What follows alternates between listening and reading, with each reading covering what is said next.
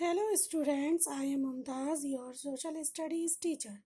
As we already discussed about the topic मृदा संसाधन यानी मिट्टी किसे कहते हैं।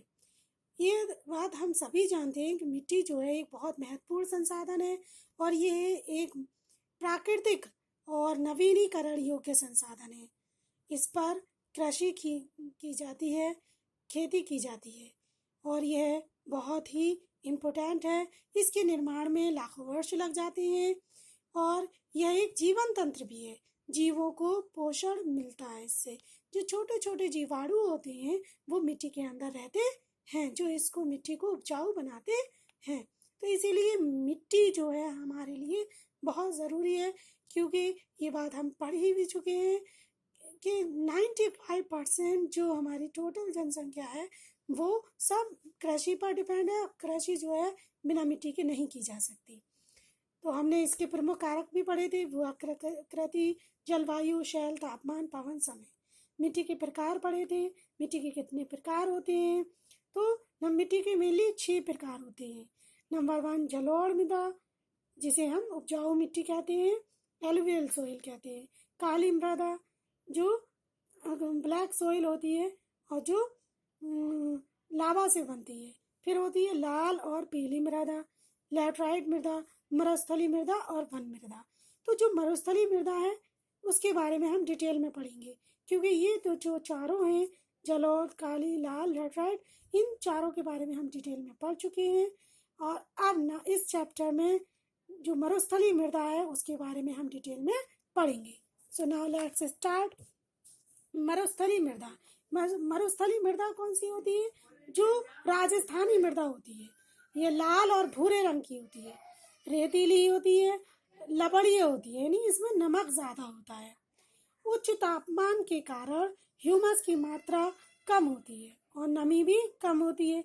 मतलब हाई टेम्परेचर की वजह से इसमें जो ह्यूमस की मात्रा, ह्यूमस मतलब जो पोषक तत्व हैं, जितने भी जीवाणु होते हैं जो मिट्टी को उपजाऊ बनाते हैं, वो इसमें हाई टेम्परेचर की वजह से मर जाते हैं, जिससे इसमें ह्यूमस की कमी हो जाती है। इस मृदा को सिंचाई के द्वारा खेती के योग्य बनाया जा सकता है, यानी इस मृदा को सिंचित करके, उपयोगी खाद लगा के, सही तरह से इसको पानी लगा के और सही तरह से इसकी खेती के योग्य बनाया जा सकता है। मृदा की सतह के नीचे कैल्शियम की मात्रा बढ़ती चली जाती है, यानी जो मरुस्थलीय मृदा होती है, मरुस्थलीय जो मिट्टी होती है उसके सतह के नीचे कैल्शियम की मात्रा भी बढ़ती चली जाती है, जो एक मिनरल होता है।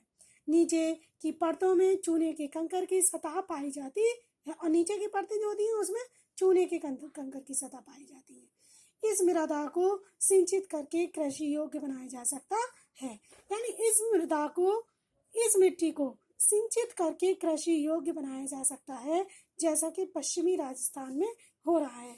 जो पश्चिमी राजस्थान है उसमें खेती इसी तरह से की जाती है।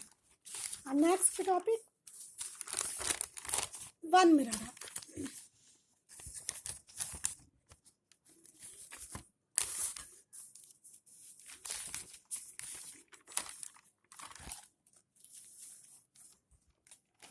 वन मृदा यानी जो वनों में पाई जाती है, पहाड़ी एरिया में और पर्वतीय क्षेत्रों में।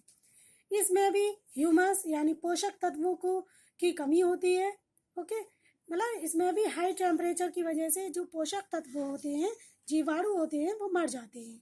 नदी घाटियों में ये दोमट यानी सिल्टदार होती है। दोमट मिट्टी क्या होती है? दोमट मिट्टी वो मिट्टी होती है, वो मृदा होती है जो दो मिट्टियों से मिलकर बनती है, पर ऊपरी ढालों में मोटे कण होते हैं। यानी छोटे जो सिल्टदार छोटे कणों वाली होती है वो अच्छी मिट्टी होती है, और जो थोड़े मोटे कणों वाली होती है वो थोड़ी कम उपजाऊ होती है। नदी घाटियों के निचले क्षेत्रों में ये उपजाऊ होती है। जैसे नदी घाटियों का जो निचला हिस्सा होता है, निचला क्षेत्र होता है, उसमें यह उपजाऊ मिट्टी होती है। वर्षा वनों में पाई जाती है, यानी जहाँ पर रेनफॉल अच्छी मात्रा में होती है वहाँ पर ये वर्षा मृदा पाई जाती है। अब नेक्स्ट टॉपिक है आपका, तो हमारा मिट्टी के प्रकार जो थे 6 प्रकार वो हमने कवर कर लिए, क्लियर कर लिए। अब लास्ट टॉपिक है इस फर्स्ट चैप्टर का, ज्योग्राफी का 10th क्लास का संसाधन एवं विकास, उसका ये लास्ट टॉपिक है जिसका नाम है मृदा अपरदन, सोइल इरोजन। सोइल इरोजन मतलब मृदा का कटाव या मृदा का बहाव। मिट्टी जो है कट कर बहकर चली जाती है। मृदा के बनने और अपरदन की क्रियाएं साथ साथ चलती हैं। मृदा जो है, मिट्टी जो है वो साथ साथ बनती है और साथ ही साथ उसका अपरदन यानी बहाव या कटाव भी चलता रहता है और दोनों में संतुलन होता है। परंतु मानवीय क्रियाओं से जैसे जैसे मानव अपनी क्रियाओं के द्वारा इस संतुलन को इस बैलेंस को बिगाड़ देता है या जिम्मेदार होता है बिगाड़ने का, जिससे मृदा अपरदन होता है। जैसे वनोन्मूलन ज्यादा से ज्यादा वनों का कटाव, ज्यादा से ज्यादा पेड़ पौधों का कटाव, अति पशुचारण, जो चरागाह हैं उनको अधिक पशुओं को चरा देना, निर्माण खनन, ये मुख्य जो मानवीय क्रियाएं हैं, मानवीय कारण हैं, क्रियाकलाप हैं, जिससे ये संतुलन बिगड़ जाता है और मिट्टी का कटाव या बहाव हो जाता है। इनकी वजह से यह संतुलन भंग हो जाता है। कुछ प्राकृतिक रीजन भी होते हैं, मतलब ये तो मानवीय कारण थे। अब कुछ जो नेचुरल फैक्टर्स होते हैं वो हैं, जैसे पवन, हवाएं बहा कर ले जाती हैं मिट्टी को, बहुत तेज हवाएं चलती हैं, हिम नदी यानी बर्फबारी, जल, ये 3 जो मुख्य कारण होते हैं ये नेचुरल होते हैं, प्राकृतिक जो होते हैं। कृषि के गलत तरीकों से भी मृदा अपरदन होता है, यानी गलत तरीकों से कृषि कर देना भी, हल चलाना भी मृदा अपरदन का कारण होता है।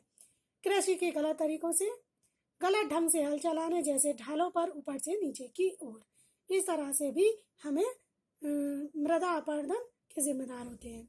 अब इसके हम उपाय क्या हैं, इसके हम, ये तो हमारे कारण थे, वजहें थी कि किसकी वजह से मृदा का अपरदन होता है, सोइल इरोजन होता है, सोइल बहकर चली जाती है, मिट्टी, उपजाऊ मिट्टी बहकर चली जाती है। अब हमारा जो इसके उपाय हैं वो ये है, सोपानी सीढ़ीदार खेती, यानी इस तरह से जब मिट्टी बहती है तो एक के बाद दूसरी सीढ़ी पर, दूसरी के बाद तीसरी सीढ़ी पर, इस तरह से कहीं ना कहीं मिट्टी रुकती चली जाती है। तो हमें इस तरह से सीढ़ीदार खेती करनी चाहिए। अधिक पेड़ लगाना चाहिए, ज़्यादा से ज़्यादा हमें पेड़ लगाकर इस मिट्टी के कटाव को रोक सकते हैं। हल का अच्छे से प्रयोग करके, सही तरीके से हल का प्रयोग करके, सही ज्ञान रखना चाहिए हमें हल चलाने का। पश्चिमी और मध्य हिमालय में यह खेती अधिक विकसित है। पश्चिमी और मध्य हिमालय में ये जो खेती है वो अधिक विकसित है, ज़्यादा से ज़्यादा इस खेती को किया जाता है। फसलों के बीच में घास की पट्टियां उगाई जाती हैं, इस तरह भी से भी हम मृदा के अपरदन को रोक सकते हैं कि फसलों के बीच बीच में घास की पट्टियां मिट्टी को बहने से रोकती हैं, उड़ने से। पेड़ों की कतारों में लगाकर भी रक्षा की जा सकती है, यानी पेड़ों को भी कतारों में लगाकर, जिससे मिट्टी जो है उन पेड़ों की कतारों से रुक जाए और उससे हम इस मृदा अपरदन को रोक सकते हैं। और इस तरह से संसाधन एवं विकास, ये जो चैप्टर आपका 10th क्लास का ज्योग्राफी का फर्स्ट चैप्टर यहीं पर फिनिश होता है, कंप्लीट होता है। इंशाल्लाह next video, next chapter, second chapter की हम डिस्कस करेंगे, कवर करेंगे। Okay, good day, have a good day, thanks.